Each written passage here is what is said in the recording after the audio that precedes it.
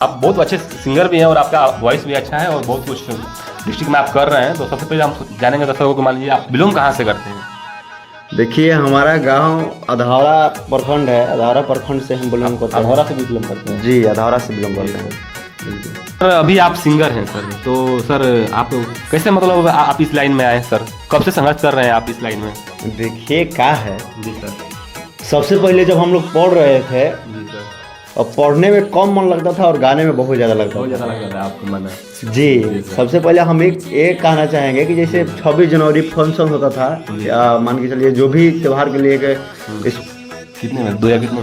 2023 में 2023 में आप 23 में गाना, 20 में मैट्रिक एग्जाम दिए, 22 में मान के चलिए पास हो गए इंटर भी, और 23 में मान के चलिए गाना गाए। वहीं से मतलब स्टार्ट मेरा हुआ। हाँ हाँ बुझाता है, सुनो इहे धोनी के तना लागत बाजिला बबुआ में तोहर सुहाग